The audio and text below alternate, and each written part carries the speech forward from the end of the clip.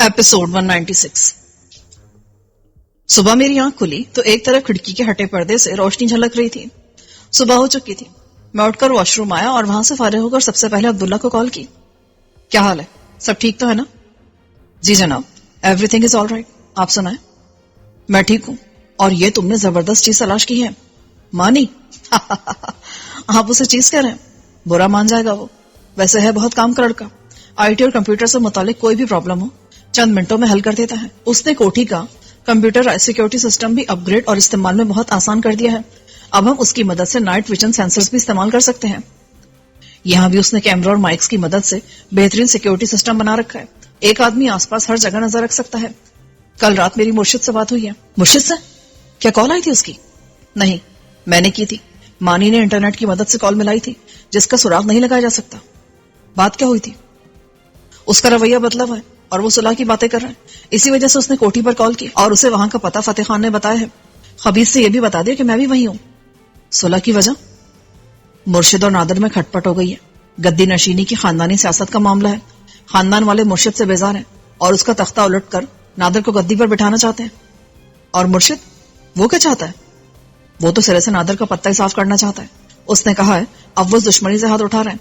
वो या उसका कोई आदमी अब हमारे खिलाफ किसी कार्रवाई में शरीक नहीं होगा। किसी के माथे पे तो नहीं लिखा होता कि वो मुर्शिद का आदमी है। जनाब, मुझे उस पर बिल्कुल एतमाद नहीं है, बल्कि मुझे तो शक है कि दोनों भाई मिलकर ड्रामा कर रहे हैं, वरना फाजली दोनों के लिए काम कैसे कर रहा है? तुम ठीक कहते हो। रात मैंने वसीम से बात की तो यही सारी बातें हमारे जहन में भी मौजूद थी। अब तस्वीर यह बन रही है कि मुर्शिद किसी मामले में हमें इस्तेमाल करना चाह रहा है और इसीलिए उसने जानने के बावजूद कोठी पर हमला नहीं किया। इसका इम्कान है कि वो खवातीन से लाइल में, लेकिन मुमकिन है कि उसकी चाल हो और वो उनको कब्जे में लेने की फिक्र में हो ताकि हमें मजबूर कर सके। तुम्हें उन लोगों के लिए बहुत मोहतात रहना होगा। साथ ही को ऐसा प्लान सोचो कि अगर उन्हें कोठी से कहीं और शिफ्ट करना हो तो ये काम बाहिफाजत किया जा सके। मैं इस पर पहले से ही काम कर रहा हूँ। मुमकिन है 1-2 दिन में ये काम कर भी लूं। हाँ, एक बात का जिक्र करना तो भूल ही गया। कल रात एक अजनबी नंबर से कॉल आई थी। बोलने वाली औरत थी और उसने एक मोबाइल नंबर देकर कहा है कि आप उससे राब्ता करें। नाम बताया उसने अपना। कॉल तुमने रिसीव की थी? नहीं, मुनीर था। रात में उसकी ड्यूटी होती है। औरत ने कॉल करते ही पहले नंबर लिखने को कहा और जब मुनीर ने नंबर लिख लिया तो उसने सिर्फ इतना कहकर लाइन काट दी कि शहबाज से कहना कि मुझसे इस नंबर पर राब्ता करे। नंबर बताओ। अब्दुल्ला ने नंबर बताया जो मैंने जहन नशीन कर लिया और फिर नीचे आया। सफीर और वसीम किचन में थे। वसीम अंडे फेंट रहा था और सफीर पराठे बना रहा था। उसके बाद हम सबने मिलकर नाश्ता किया। नाश्ते का सफाई करके मैं और वसीम चाय के मग थामे बाहर पोर्च में आए जहां कमांड वैन खड़ी थी। ये फुल साइज वैन थी और पीछे से उसका कैबिन खासा बड़ा था। वसीम ने रिमोट से उसका दरवाजा अनलॉक किया और हम अंदर आए। अंदर से वैन बिल्कुल इसी तरह कंप्यूटराइज्ड आलात और स्क्रीनों से सजी थी जैसे कि हम फिल्मों में देखते हैं। उसमें एक तरफ बड़ी LCD स्क्रीन थी, दूसरी तरफ 2 छोटी स्क्रीनें थी। कई कीबोर्ड्स थे और दीवार पर ही कई तरह के जंक्शन बॉक्स नजर आ रहे थे। इन आलात की मदद से वैन के आसपास कई सौ गज की दूरी तक नजर रखी जा सकती है। इसका अपना कम्युनिकेशन सिस्टम है जो मखसूस आलात की मदद से इस्तेमाल किया जा सकता है और इसे पकड़ना मुश्किल है। इसका दायरा 3 किलोमीटर तक है। इसमें आवाज और तस्वीर दोनों की तरसील शामिल है। वसीम ने एक छोटा सा आला उठाकर दिखाया। ये बज़ाहिर सर पर पहनने वाली फ्लैश लाइट की तरह था। इसमें वीडियो कैमरा है, माइक और एयरफोन है। कैमरे में नाइट विजन का ऑप्शन भी है। ये तो बड़े काम की चीज है। जी। वसीम ने कंप्यूटर ऑन किया। इसमें 4 प्रोसेसर्स वाला जदीद तरीन मिनी कंप्यूटर नस्ब है जो इस सारे निजाम को कंट्रोल करता है। वैन में जितने सेंसर्स और आलात लगे हैं वो सब इससे मुंसलिक हैं। जैसे वैन के ऊपर एक ताकतवर दूरबीन लगी है। वसीम ने कीबोर्ड पर चंद बटन दबाए। फौरन वैन की छत से हल्की सी आवाज आई और बड़े स्क्रीन पर बाहर का मंजर नजर आने लगा। ये दूरबीन छत से भी कोई 2 मीटर ऊपर चली जाती है जिससे दूर की चीज भी देखी जा सकती है। मैं स्क्रीन पर बाहर का मंजर देख रहा था। फार्म हाउस के गेट के ऊपर से बाहर का मंजर साफ दिखाई दे रहा था। फिर वसीम ने मंजर को जूम किया और ये इतना वाज़ेह हो गया कि रोड से गुजरती गाड़ियों में मौजूद अफराद के चेहरे भी साफ नजर आने लगे, जबकि वो यहाँ से कम 1 फरलांग दूर थे। दूरबीन की कारकर्दगी वाकई बेहतरीन थी। वसीम ने दूरबीन अंदर की और फिर स्क्रीन की तरफ मुतवज्जो हुआ। कंप्यूटर में इस पूरे इलाके का नहायत तफसीली नक्शा है। अगर इस वैन को कहीं और ले जाएं तो उस इलाके का मुकम्मल नक्शा सिर्फ 1 मिनट में इंटरनेट से मिल जाएगा। इस नक्शे की मदद से कहीं भी जाना नहायत आसान होगा।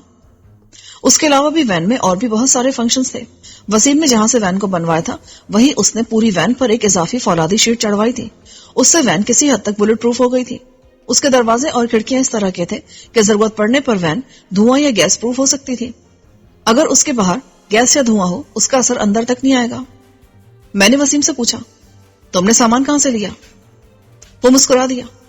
کوئٹہ کے پاس ایک مارکیٹ ہے، وہاں اس قسم کا سامان بہت بکتا ہے اور سستا مل جاتا ہے، کیونکہ سرحد پار سے اسمگلنگ ہوتی رہتی ہے۔ زیادہ تر آلات میں نے وہیں سے منگوائے ہیں، البتہ کمپیوٹر یہیں ایک فرم سے نصب کرایا ہے، اور سافٹ ویئر کا سارا سامان مانی نے کیا ہے، اس کا آپریٹنگ سسٹم بھی اسی نے ترتیب دیا ہے۔ ہم باہر آئے اور لان پر رکھی کرسیوں پر بیٹھ گئے۔ دھوپ اچھی تھی۔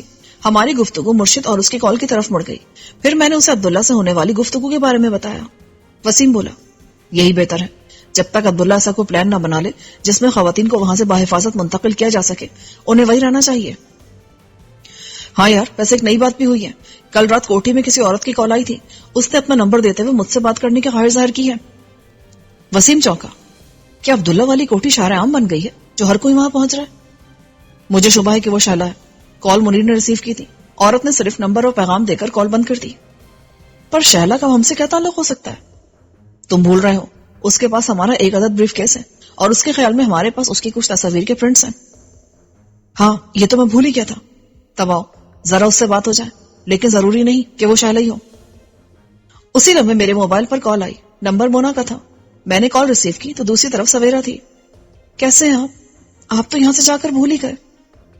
سوری، اصل میں آتے کچھ معاملات میں الجھ گیا تھا، پھر رات بھی بہت ہو گئی تھی اور ابھی ناشتے سے فارغ ہوئے ہیں۔ سوری مت کہیں، میں زیادہ نہیں مانگتی، بس دن میں ایک بار اس بندی کو یاد کر لیا کریں۔ بھائی بندی کا کوئی نمبر بھی تو ہونا چاہیے۔ ابھی تو موبائل نہیں ہے، جو تھا وہ حویلی میں رہ گیا۔ بیتو کے پاس ایک آئی فون ہے، تم وہ لے سکتی ہو۔ نہیں، اس کی ضرورت نہیں ہے، آپ سے بات تو ہو جاتی ہے۔ میں اس کی جھجک سمجھ گیا۔ تم بے فکر ہو کر لے لو، ہم میں اس قسم کی چیزیں مشترک ہیں، اور وہ میں نے ہی لیا تھا۔ تب ٹھیک ہے۔ کہاں ہو اس وقت؟ ابھی تو ہم کچن میں آئے ہیں ناشتے کے لیے، لیکن زیادہ وقت اس خفیہ کمرے میں گزرتا ہے جہاں عبداللہ بھائی نے ہمیں رکھا ہے۔ یہی کوشش کرو کہ زیادہ ٹائم وہی رہا کرو، اور صرف ضرورت کے تحت باہر آیا کرو۔ کوٹھی سے باہر تو کسی صورت مت نکلنا، اور نہ ہی کھلے میں جانا۔ ہم یہ ساری احتیاطیں کر رہے ہیں۔ شہباز، مجھے حویلی کب بھیجیں گے؟ مجھے ماں جی اور بابا یاد آ رہے ہیں، فون پر ان سے بات ہوتی ہے، لیکن بس کچھ دن صبر کر لو، پھر تمہیں وہاں پہنچا دیا جائے گا، اور ممکن ہے کہ دونوں خواتین بھی تمہارے ساتھ وہاں ہوں۔ سچ میں؟ ہاں، کیونکہ تم سبھی ہمیں عزیز ہو اور سب کی حفاظت کا خیال ہے۔ ایسا کرو، تم ذرا ان دونوں کو ٹٹولو کہ یہ حویلی میں رہ لیں گی، کیونکہ یہ وہاں آسانی سے جانے پر تیار نہیں ہوں گی۔ میں بات کرتی ہوں، ویسے اگر یہ وہاں رہنے پر تیار ہو جائے نا تو بہت مزہ آئے گا۔ یہ تو ان سے پوچھو کہ کتنا مزہ آئے گا۔ میں نے کچھ دیر بات کر کے فون بند کر دیا۔ مانی کسی جن کی طرح تازہ دم اپنی ڈیوٹی پر حاضر تھا اور کمپیوٹر کے سامنے بیٹھا تھا۔ تم سوتے کب ہو؟ رات 3 سے صبح 8 بجے تک۔ میرے لیے اتنی نیند کافی ہے، اس کے بعد میں سارا دن چاقو چوبند رہتا ہوں۔ یار مجھے ایک نمبر پر بات کرنی ہے۔ اس کے لیے ضروری نہیں ہے کہ آپ اسی سے بات کریں، آپ کی نوٹ بک میں بھی اس کا سسٹم موجود ہے۔ آپ کو بس ایک سائٹ پر جا کر لاگ ان ہونا پڑے گا۔ طریقہ میں آپ کو سمجھا دیتا ہوں۔ اس نے مجھے طریقہ سمجھا دیا اور بلوٹوتھ ہینڈ فری مجھے تھما دیا۔ میں اپنے کمرے میں آیا اور نوٹ بک کھولی، پھر ویب سائٹ پر جا کر آئی ڈی اور پاسورڈ سے لاگ ان کیا۔ اس دوران میں اپنا ای میل بھی چیک کیا۔ توقع کے مطابق مجھے ایمن کی میل ملی تھی، اس نے ایک نمبر بھی بھیجا تھا۔ باقی اتنا پیغام تھا کہ وہ فی الحال ٹھیک ہے اور اس کی جان بچانے کے لیے کام جاری ہے۔ میں نے طریقہ کار کے تحت اجنبی عورت کا دیا ہوا نمبر ملایا، فوراً ہی بیل جانے لگی۔ کچھ دیر کے بعد کسی عورت نے کال ریسیو کی اور میں پہچان نہ سکا کیونکہ آواز سے لگ رہا تھا کہ وہ نشے میں ہے۔ ہیلو، کون ہے؟ وہی جس سے تم بات کرنا چاہتی تھی۔ اس بار وہ سنبھل کر بولی، شہباز تم؟ میں نے بھی اسے پہچان لیا۔ شیلا، اب تم کیا چاہتی ہو؟ اور تم اس جگہ کا نمبر کس نے دیا ہے؟ نمبر مجھے فتح خان نے دیا ہے، اور تم جانتے ہو کہ میں کیا چاہتی ہوں۔ اگر تم کھل کر بات کرو تو میں جواب دوں گا نا۔ میری تصویریں۔ کون سی تصویریں؟ جو تمہارے پاس ہے۔ اپنی تصویروں کا ذکر کرتے ہوئے تم میری ایک چیز بھول رہی ہو جو تمہارے پاس ہے۔ وہ بریف کیس؟ میں نے اسے ابھی تک کھولنے کی کوشش نہیں کی۔ ایسی کوشش کرنا بھی مت، ورنہ اس کے ساتھ ساتھ خود بھی ضائع ہو جاؤ گی۔ سوائے درست طریقے کے اسے کسی اور طریقے سے کھولنے کی کوشش کی گئی تو یہ شدید دھماکے سے پھٹ جائے گا اور آس پاس موجود ہر چیز تباہ کر دے گا۔ مجھے اس سے کوئی دلچسپی نہیں ہے، تم میری تصاویر میرے حوالے کرو اور اسے لے جاؤ۔ تمہیں کس نے بتایا کہ تمہاری کچھ تصاویر میرے پاس ہیں؟ فتح خان نے، اور دیکھ لو اس کی بتائی ہوئی ہر بات درست ثابت ہوئی ہے۔ تمہیں معلوم ہے فتح خان نے اپنی حماقت سے ہیرے ہمیشہ کے لیے کھو دیے ہیں۔ مجھے سب معلوم ہو گیا ہے، اور مجھے ان کی پرواہ نہیں ہے۔ مجھے تو پروفیسر کے لاکر سے اپنا اور دوسروں کا اسٹف چاہیے تھا، وہ میں نے حاصل کر لیا۔ بس تمہارے پاس میری کچھ تصاویر باقی ہیں۔ میں اسے نہیں کہہ سکتا تھا کہ میرے پاس اس کی کوئی تصویر باقی نہیں رہی ہے۔ فتح خان سے جو تصاویر حاصل کی تھی وہ سب میں نے شہلا کے سپرد کر دی تھی اور اس نے انہیں خود جلا دیا تھا. یہ فتح خان کی شرارت تھی کہ وہ دوسروں کو میرے پیچھے لگا رہا تھا. پہلے مرشد کو لگایا تھا اور اب شہلا کو بھی کوٹھی کا نمبر دے دیا تھا. ٹھیک ہے, تصاویر تمہیں مل سکتی ہیں لیکن بریف کیس دو گی تبھی مل سکتی ہیں. میں تیار ہوں, ہم آج ہی تبادلہ کر سکتے ہیں. تبادلے کے لیے ضروری ہے کہ تم آؤ. میری طرف سے بریف کیس کوئی بھی لے سکتا ہے. میں کیوں آؤں؟ مس شہلا, کیا تم چاہتے ہو کہ تمہاری تصاویر کوئی اور بھی دیکھ لے؟ ٹھیک ہے, میں آؤں گی, لیکن پھر آج نہیں. تم مجھے کل کال کرو گے؟ ٹھیک ہے, میں کل اسی ٹائم کال کروں گا. اور اچھا ہوا تم نے رابطہ کر لیا, ورنہ کیا تم مجھ سے خود رابطہ کرتے بلیک میل کرنے کے لیے؟ نہیں, میں ان تصویروں کو ضائع کرنے والا تھا. بے شک یہ تمہاری ہے اور میرا ان سے کوئی تعلق نہیں ہے, لیکن یہ میرے ضمیر پر بوجھ بن گئی ہے. اوہ, تو اس کا مطلب ہے میں نے کچھ اجلت سے کام لیا. نہیں, تم نے ٹھیک کیا, ورنہ کیا تم یقین کرتی کہ میں نے وہ تصویریں ضائع کر دی ہیں؟ کبھی نہیں. تم ٹھیک کہہ رہے ہو, اس لحاظ سے یہ اچھا ہی ہوا. اوکے ٹھیک ہے, میں کل بات کروں گا. میں نے کال کاٹ دی. میں نے اسے جھوٹ کہا تھا کہ میرے پاس اس کی کوئی تصویر ہے, اور اب میں سوچ رہا تھا کہ تبادلے کے لیے تصویر کہاں سے پیدا کروں. مجھے خیال آیا کہ میں احمقانہ بات سوچ رہا تھا. مجھے اصل میں یہ سوچنا چاہیے تھا کہ شیلا سے بریف کیس کس طرح حاصل کیا جائے. اگر وہ بریف کیس لے کر کہیں آ جائے تو یہ کام زیادہ مشکل نہیں تھا. اگرچہ دھوکہ تو ہوتا, لیکن شیلا خود کون سی شریف تھی, اور اس نے موقع ملنے پر مجھے دھوکہ دینے میں کون سی کسر چھوڑ دی تھی. اس لیے اگر میں اس کے ساتھ دھوکہ کرتا تو یہ بری بات نہیں تھی. پھر دھوکہ ان معنوں میں ہوتا کہ وہ جن تصویروں کو سوچ کر مری جا رہی ہے وہ میرے پاس نہیں تھی, اس لیے میں اسے نقصان بھی نہیں پہنچا سکتا تھا. ہاں, اس بہانے میں بریف کیس نکلوا لیتا تو یہ میرا فائدہ ضرور بن جاتا. اچانک دروازے پر دستک ہوئی. آ جاؤ. وسیم دروازہ کھول کر اندر آیا. بات ہو گئی کیا؟ ہاں. پھر میں نے اسے شیلا سے ہونے والی گفتگو کے بارے میں بتایا. وہ پرجوش ہو گیا. گڈ, وین کی پہلی آزمائش اس موقع پر ہو جائے گی. وہ کیسے؟ میں کوئی پلان سوچتا ہوں.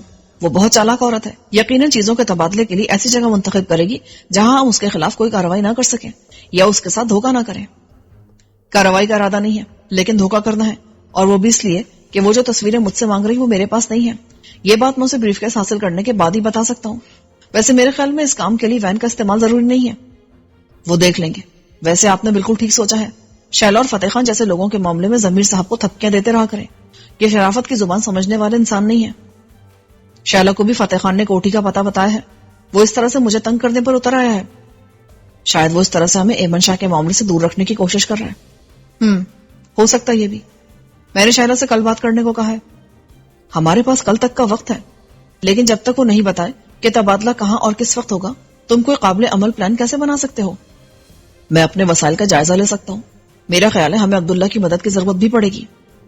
میں کچھ کہنے جا ہی رہا تھا کہ موبائل کی بیل نے روک دیا. عبداللہ کی کال تھی. میں نے کال ریسیو کی. ابھی تمہاری ذکر ہو رہا تھا. وہ ہنس پڑا. ایک شخصیت کے بارے میں کہتے ہیں کہ اس کا نام لو تو وہ حاضر ہو جاتی ہے. اس کے برعکس یہ بھی کہتے ہیں کہ لمبی عمر ہے. اطلاع یہ ہے کہ وہ عورت شیلا نکلی ہے. مجھے بھی یہی خدشہ تھا, اور اسے بھی یقیناً اس مردود فتح خان نے بتایا ہوگا. وہ بیک وقت آپ سے اور راجہ صاحب سے دشمنی کر رہا ہے. فتح خان وہ شخص ہے جس نے میرے اندازے ہمیشہ غلط ثابت کیے ہیں. اس وقت بھی ایک اس مقصد کے تحت یہ سب کر رہا ہے. میں اس بارے میں یقین سے نہیں کہہ سکتا کچھ. یقیناً اس کے کچھ مقاصد ہوں گے. بہرحال یہ ضمنی بات ہے. اصل معاملہ اس وقت یہ ہے کہ شیلا بریف کیس کے بدلے اپنی تصاویر چاہتی ہے جو میرے پاس سرے سے ہے ہی نہیں. پھر تبادلہ کیسے ہوگا؟ یہی تو کرنا ہے. اگر میں اسے کہہ دیتا کہ تصاویر نہیں ہے تو وہ بریف کیس نہیں دے گی. جی بالکل نہیں دے گی. اس لیے اسے دھوکہ دے کر بریف کیس حاصل کرنا ہے. اب پلان ایسا تیار کرنا ہے جس سے ہم بہر صورت بریف کیس حاصل کر سکیں, چاہے وہ کتنی چالاکی کیوں نہ دکھائے. میں سمجھ گیا. ویسے اس قسم کے کام وسیم صاحب بہتر طریقے سے کر سکتے ہیں. یار تم بھی کچھ کم نہیں ہو. تم نے جتنی صفائی سے ہمیں کوٹھی سے نکالا ہے نا, یہ ہر کسی کے بس کی بات نہیں ہے. نوازش آپ کی. میں وسیم صاحب سے بات کر کے سلسلے میں کوئی لاہے عمل تیار کرتا ہوں. ٹھیک ہے, تم کال کر لو اسے. عبداللہ نے وسیم کو کال کر لی اور وہ اپنے کمرے کی طرف چلا گیا. وہ سمجھ گیا کہ میں کہیں اور بات کرنے جا رہا ہوں. اس کے جانے کے بعد میں نے انٹرنیٹ کی مدد سے ایمن کا دیا نمبر ملایا. اس نے فوری کال ریسیو کی اور چھوٹتے ہی بولی, تم انٹرنیٹ سے کال کرے ہو؟ تم جانتی ہو میں نارمل طریقے سے کال نہیں کر سکتا. تمہارے لیے کیا ہو رہا ہے ویسے؟ میں نہیں جانتی. فی الحال میں سب سے الگ تھلگ رکھی گئی ہوں. آج صبح ایک ماہر نے جیکٹ کا معائنہ کیا ہے اور اسے بعض آلات سے چیک کیا ہے. اس نے تصدیق کی ہے کہ جیکٹ میں نہایت خطرناک بارودی مواد ہے اور اس میں بہت جدید قسم کا کنٹرولنگ سرکٹ بھی موجود ہے. اس لیے اسے بے احتیاطی سے چھیڑنا خطرناک ثابت ہو سکتا ہے. آج 2 ماہر برطانیہ سے یہاں پہنچنے والے ہیں. پھر وہ جیکٹ کا معائنہ کریں گے. مجھے امید ہے وہ اس جیکٹ کا کوئی نہ کوئی حل نکال لیں گے. اور اگر نہیں نکال سکے تو؟ تم نیگیٹو مت سوچو. ایک آدمی کے مقابلے میں زیادہ آدمی ہو تو زیادہ کامیاب ہوتے ہیں، لیکن اس ایک آدمی نے اس طرح جکڑ لیا ہے کہ مجھے نہیں لگتا میں اس کی مرضی کے بغیر اس جیکٹ سے نجات حاصل کر سکوں گی. شہباز، نہ جانے کیوں میرا دل کہہ رہا ہے کہ کوئی مجھے اس جیکٹ سے نجات نہیں دلا سکتا سوائے 2 افراد کے، ایک تم اور ایک فتح خان. اتنی مایوسی اچھی نہیں ہوتی. کیا برٹش گورنمنٹ نے تاوان دینے سے انکار کر دیا ہے؟ مجھے اس بارے میں کچھ نہیں معلوم. میں جب بھی یہاں کسی ذمہ دار فرد سے معلوم کرتی ہوں مجھے یہی بتایا جاتا ہے کہ کیس حکومت کے ہاتھ میں ہے اور انہیں اس بارے میں کچھ نہیں معلوم. پھر تو یقیناً گورنمنٹ کچھ نہ کچھ کر رہی ہوگی. اور اگر وہ نہ کر سکی تو فتح خان کو تاوان دینے کا فیصلہ نہیں کیا گیا اور ماہرین مجھے جیکٹ سے نجات بھی نہ دلا سکے تو پھر کیا ہوگا؟ میں ایک لمحے کو چپ ہو گیا. ایون، میں تمہیں بے بسی سے مرتے نہیں دیکھ سکتا. تم یقین رکھو تم زندہ رہو گی. میں وعدہ نہیں کر رہا، یہ میرا یقین ہے. اگر تمہیں یقین ہے تو میں زندہ رہوں گی. اب میں نہیں پوچھوں گی کہ تم کیا کرو گے. مجھے معلوم ہے تمہارے بس میں جو ہوا تم وہ کرو گے. اور یقین کرو اگر تم مجھے نہیں بچا سکے نا تب بھی میں اس دنیا سے خوشی خوشی جاؤں گی یہ سوچ کر کہ تم آخری لمحے تک مجھے بچانے کی کوشش کرتے رہے ہوگے. میں نے موضوع بدل دیا. برڈشا کا معاملہ کہاں تک پہنچا ہے؟ پاپا کی ڈیڈ باڈی برطانیہ بھیج دی گئی ہے اور اب میں اس چکر سے نجات حاصل کر کے جاؤں گی تو ان کی آخری رسومات ادا کروں گی. یہ بھی ہو سکتا ہے کہ ہم باپ بیٹی کی آخری رسومات ایک ساتھ ہی ادا کی جائیں. پھر وہی مایوسی کی بات ہے. میں تمہیں اتنا کم حوصلہ نہیں سمجھتا. تم تو بہت مشکل مراحل سے گزر چکی ہو. ہاں، لیکن میں نے پہلے کبھی موت کو یوں اپنے جسم پر لپٹا محسوس نہیں کیا. یہاں موجود لوگوں کا یہ حال ہے کہ وہ میرے کمرے کے پاس سے بھی نہیں گزرتے. کمرے میں بس چند ایک افراد آتے ہیں. 1-2 بار میں کمرے سے باہر آئی تو یہاں ایسا خوف پھیلا کہ پھر سفیر نے مجھے خود کمرے تک محدود رہنے کا حکم دے دیا. اب میں اس کمرے سے باہر نہیں جا سکتی ہوں. کیا خیال ہے ڈیوڈ شاہ کو پتا چل گیا ہوگا کہ تمہارے ساتھ کیا ہوا ہے؟ بظاہر تو ایسے کوئی آثار نہیں ہے، لیکن شاید پتا چل گیا ہو. تم اس طرح مجھ سے بات کری ہو، کیا تمہیں بات کرنے کی اجازت ہے؟ بالکل، یہ مجھ پر پابندی نہیں لگا سکتے. اتنا تو یہ بھی سمجھتے ہیں کہ میری زندگی اور موت کا مسئلہ ہے اور میں کوئی غیر ذمہ دارانہ حرکت نہیں کر سکتی. اگر تم پر رابطے کی پابندی نہیں ہے تو تم اپنے لائر کو کال کر کے اس سے پوچھو کہ برڈشا کی گمشدگی کا معمہ حل ہونے کے بعد اس کی وراثت کی پوزیشن کیا ہوگی. میں بھی یہی سوچ رہی ہوں. تم معلوم کرو اور اپنے ذہن کو الجھنے سے بچاؤ. اس معاملے کو سلجھانا تمہارے بس میں نہیں ہے، دوسروں کے ہاتھ میں. اس لیے انہیں کوشش کرنے دو اور اپنی توجہ یہ سوچ کر آنے والے معاملات کی طرف رکھو کہ بالآخر تم اس جیکٹ سے نجات مل جائے گی. میں تمہاری بات سمجھ رہی ہوں. میں اس معاملے میں جتنی دیر کروں گی کسی پیچیدگی کا امکان اتنا ہی زیادہ ہو جائے گا. گڈ، تم سمجھ گئی ہو. بس اب یہ کام شروع کر دو اور اگر مجھ سے رابطہ کرنا ہو تو مجھے ای میل کر دیا کرو. یہ ایک نمبر بتا رہا ہوں، اس پر کال کر کے کہہ دو کہ تم مجھ سے بات کرنا چاہ رہی ہو. میں نے اسے راجا کی کوٹھی کا نمبر دے دیا کیونکہ اب تو یہ مرشد اور فتح خان سمیت میرے تمام دشمنوں کے علم میں آ چکا تھا تو ایون کو دینے میں کوئی حرج نہ تھا. لیکن اسے زبانی یاد کرنا، کہیں نوٹ ڈاؤن مت کرنا. ٹھیک ہے. تھینک یو سو مچ شہباز. تم سے بات کر کے میرے دل و دماغ پر چھائی ہوئی مایوسی کم ہو گئی. ایمن، تم میری بہت اچھی دوست ہو اور دوست وہی ہوتا ہے جو ضرورت پڑنے پر کام آئے اور بغیر بلایا ہے. تم فکر مت کرو، میں تمہارے لیے ایسے کروں گا جیسے کوئی اپنے لیے کر سکتا ہے. آئی نو. اور تم سے میری درخواست ہے کہ میری طرف سے راجا کا شکریہ ادا کر دینا جو اس نے پاپا کی لاش کو اسلام آباد پہنچانے میں مدد دی. میں کہہ دوں گا. اسی لمحے میرے موبائل کی بیل بجنے لگی. بیتو کا نام آ رہا تھا. ٹھیک ہے ایمن، میں تم سے پھر بات کرتا ہوں، ایک کال آ رہی ہے. ٹھیک ہے، بائے. اس نے فون بند کر دیا. میں نے بیتو کی کال ریسیو کی. شوبی، یہ آپ نے اچھا نہیں کیا، مجھ سے ملے بغیر چلے گئے. کہاں سے ملتا، تم تو پڑے پڑے سو رہے تھے. اب طبیعت کیسی ہے؟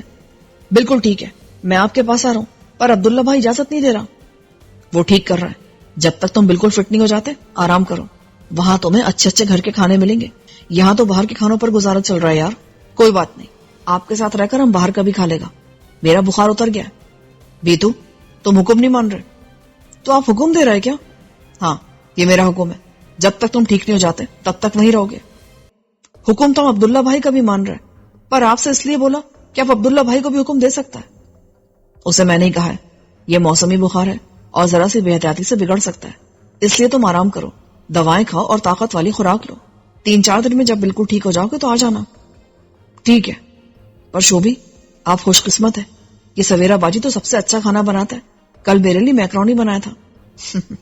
یہ بھی ٹھیک ہے بیٹا، چینی کھانے کی پریکٹس کرو، ہو سکتا ہے تمہاری زندگی میں آنے والی چینی کھانے بنائے. شوبھی، یا ہر وقت ہم کو چین کا راگ کیوں سناتا ہے؟ چلو اگر تمہیں چین پسند نہیں ہے تو تبت کا سنا دیتا ہوں، یا کہو تو نیپال کا ذکر کر دوں. بس ٹھیک ہے، میں آپ سے بات نہیں کرے گا. لگتا ابھی سے بات چیت بند کر رہے ہو. میں نے اسے چھیڑا تو وہ سچ مچ ناراض ہو گیا اور پھر اسے منانا پڑا. اس موقع سے فائدہ اٹھا کر اس نے منوا لیا کہ وہ 2 دن بعد لازمی میرے پاس آ جائے گا اور ان 2 دنوں میں لگ کر آرام کرے گا اور پابندی سے دوائی کھائے گا.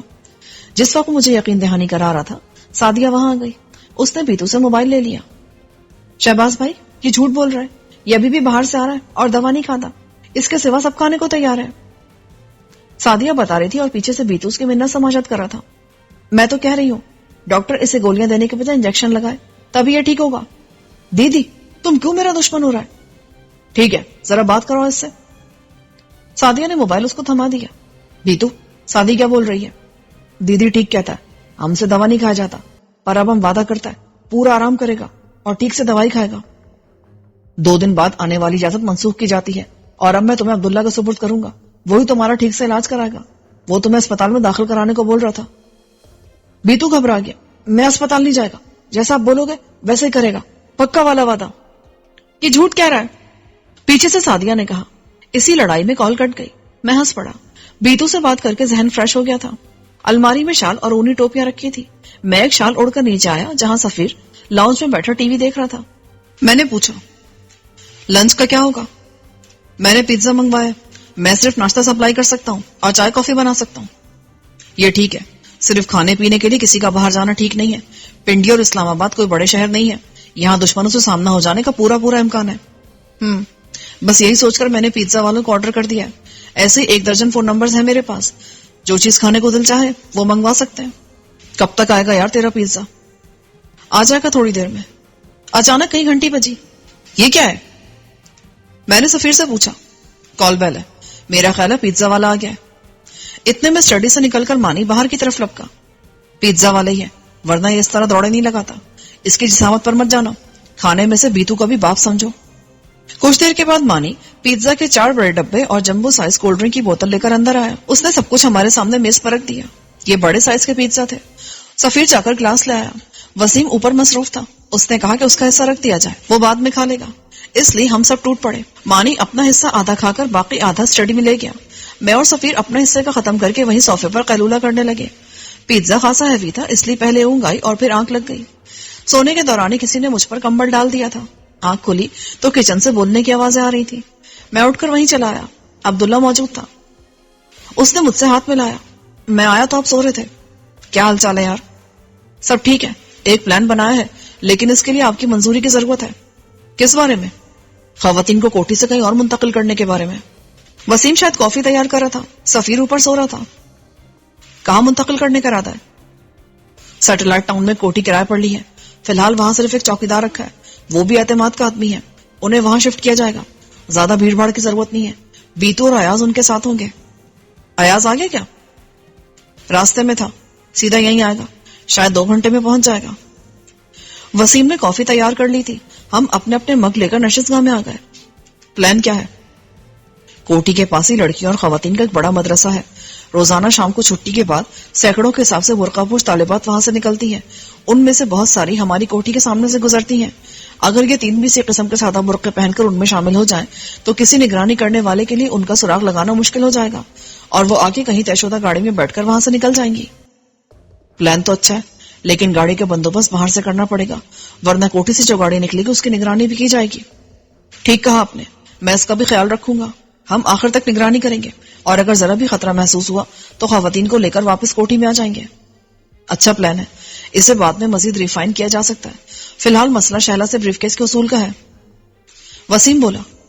میں نے اس پر خاصا غور کیا ہے.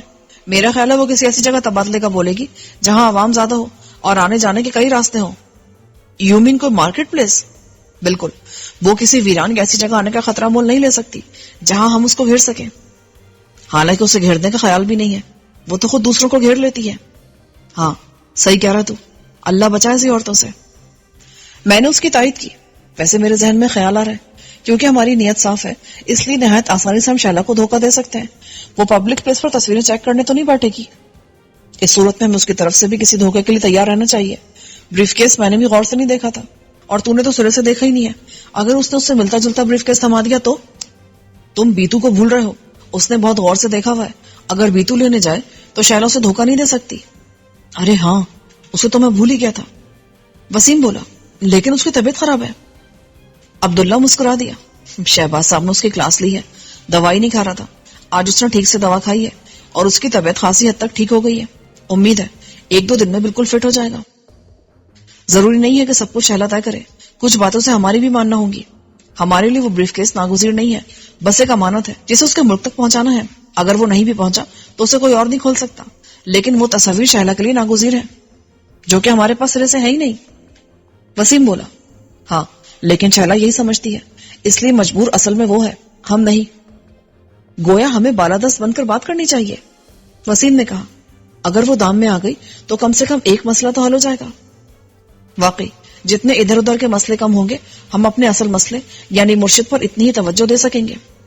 یہ فتح خان اور شہلا جیسے لوگ تو بلا وجہ ہمارے پیچھے پڑ گئے ہیں. بلا وجہ نہیں جناب، ان کی بھی غرض ہوتی ہے. عبداللہ نے کہا ویسے میں نے سوچا بھی نہ تھا کہ فتح خان اتنا خطرناک ثابت ہوگا.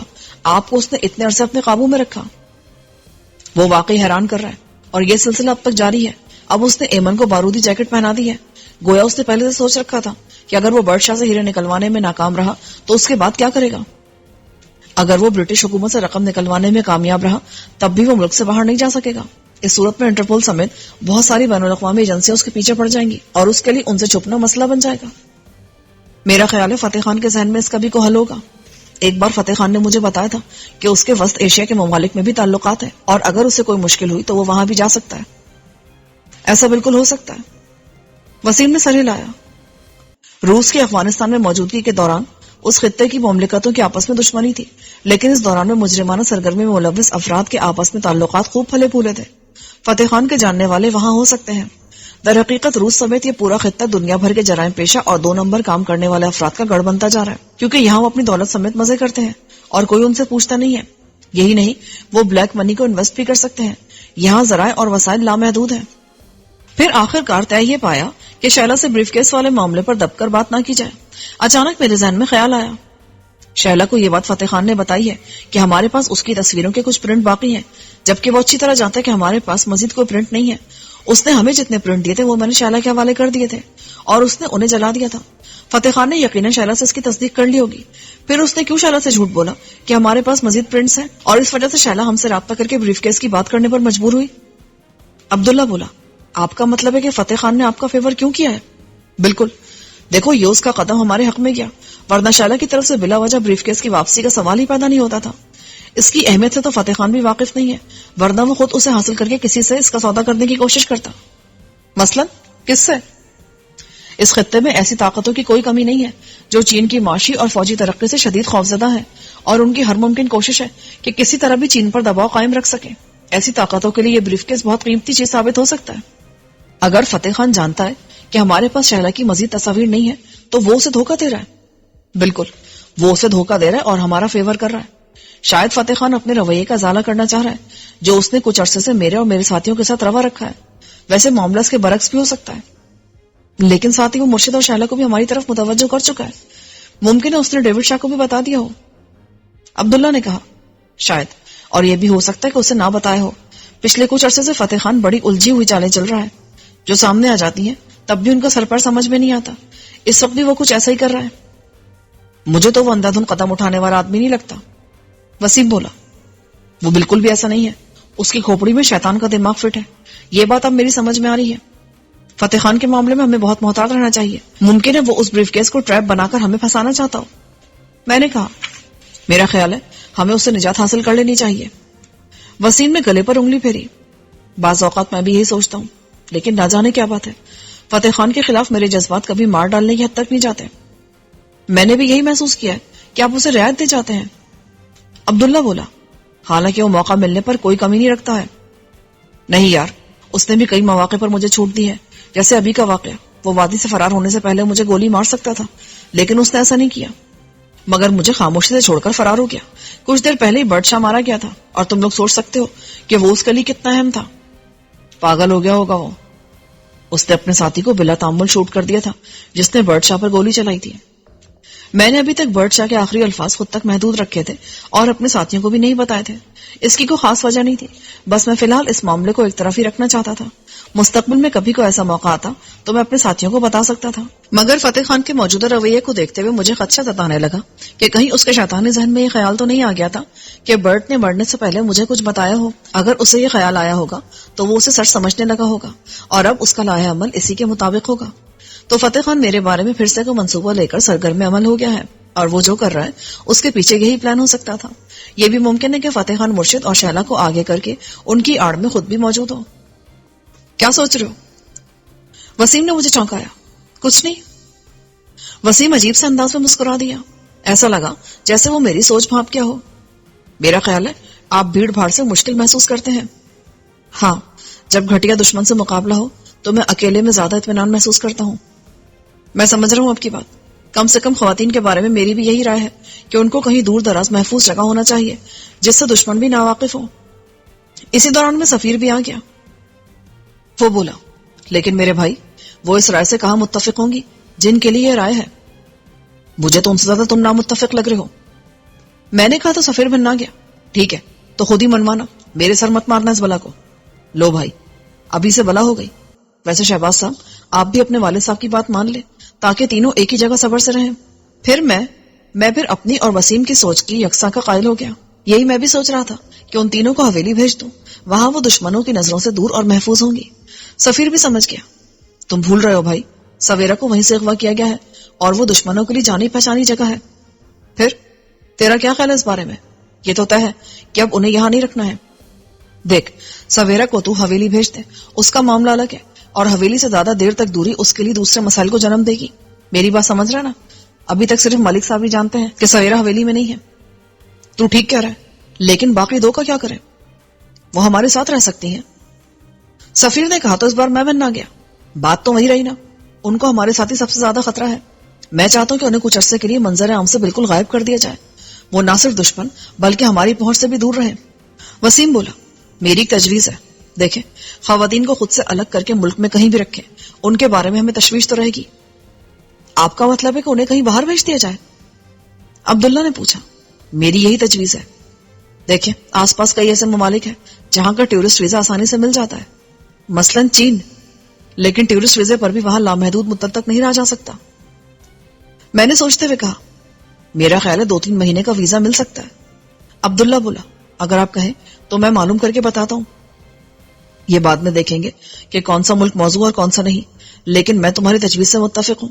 تم صرف چین ہی نہیں بلکہ مالدیپ، تھائی لینڈ اور اسی طرح ان ملکوں کے بارے میں معلومات کرو جہاں پاکستانی اکثر آتے جاتے رہتے ہو. میں بھی اس تجویز سے متفق ہوں. خلاف توقع سفیر نے بھی کہا، ان کو یہاں سے روانہ کر کے ہم سکون سے اپنے 2-3 معاملات نمٹا سکیں گے، جیسے بریف کیس والا، پھر ایمن والا معاملہ، اور سب سے اہم نادر کا معاملہ ہے. ایک بار اس کا کانٹا نکل جائے تو مرشد سے معاملہ کیا جا سکتا ہے. وسیم نے کہا تو میں نے نفی میں سر ہلا دیا. اگرچہ مجھے اس کی امید نہیں ہے. مرشد اور نادر ایک ہی نسل کے زہریلے سانپ ہیں اور یہ موقع ملنے پر ڈسے بغیر نہیں رہ سکتے. لیکن ایک سانپ کم ہو تو خطرہ بھی کم ہو جاتا ہے. سفیر نے مجھے غور سے دیکھا. کیا تو مرشد کی بات سے متفق ہے کہ نادر کو اس دنیا سے رخصت کر دیا جائے؟ یہ تو میری پرانی خواہش ہے، لیکن یہ کام مرشد کی مرضی کے مطابق نہیں ہوگا. رائٹ، وہ ہمیں پھنسانا چاہ رہا ہے لیکن ہم اس کے چکر میں نہیں آئیں گے. وسیم نے کہا. عبداللہ اٹھ کھڑا ہوا. اچھا جناب، اب مجھے اجازت دیں، میں کل سے اس کام کا آغاز کرتا ہوں. عبداللہ کے جانے کے بعد وسیم بولا، شہباز صاحب، اگر ان کو چائنا بھیج دیا جائے تو یہ زیادہ مناسب ہوگا. ہم بھی چینی حکومت کے ایک معاملے میں ملوث ہیں، اور اگر ہم بریف کیس واپس کرنے میں کامیاب رہے تو یقیناً چائنا کی حکومت خوش ہو جائے گی. وہ دوسرا میٹر ہے. اگر ہم بیتو اور خواتین کو چین ٹورسٹ ویزے پر بھیجیں تب بھی کوئی مسئلہ نہیں ہوگا. چین نے ٹورسٹوں کے لیے بہت سہولیات رکھی ہیں اور یہ سہولیات پاکستانی سیاحوں کے لیے بھی ہوں گی. یہ ٹھیک بول رہا ہے. سفیر نے کہا. بریف کیس والا معاملہ الگ ہے، اور میرا تو خیال ہے کہ ہمیں بریف کیس مل جائے تو اسے یوں واپس کرنا چاہیے کہ ہم سامنے نہ آئے، ورنہ ممکن ہے کسی اور چکر میں پڑ جائیں. میں نے سر ہلایا. وسیم نے گہری سانس لے کر کہا، اس کا مطلب یہ ہے کہ بریف کیس ہماری اخلاقی ذمہ داری ہے، لازمی مجبوری نہیں ہے. بالکل، اگر ہم اسے حاصل کر کے چائنا کو واپس کر دیں تو اپنی اخلاقی ذمہ داری پوری کریں گے، اور اگر نہ کر سکے تو بھی ہم پر کسی قسم کا الزام نہیں آئے گا، کیونکہ نہ تو ہم نے اس حوالے سے کسی قسم کی ذمہ داری لی ہے اور نہ ہی چین کے رازوں کی حفاظت کرنا ہمارا فرض ہے. ویسے بھی وہ بریف کیس میں محفوظ ہے. اسے سوائے درست لاک کمبینیشن کے اور کسی طریقے سے کھولنے کی کوشش کی گئی تو یہ دھماکے سے تباہ ہو جائے گا. اس طرح اس کا امکان نہ ہونے کے برابر ہے کہ بریف کیس غلط ہاتھوں میں چلا گیا تو وہ اسے کھول کر اس کے راز معلوم کر سکتے ہیں. مشکل ضرور ہے لیکن ناممکن نہیں ہے. حکومتوں کے پاس لامحدود وسائل ہوتے ہیں. ان کے ماہرین کسی نہ کسی طریقے سے بریف کیس کو کھول سکتے ہیں. وسیم بولا. ہاں لیکن فی الحال وہ شائلہ کے پاس ہے. اب اس سے بات کر کے دیکھتے ہیں. میں نے بات ختم کر دی.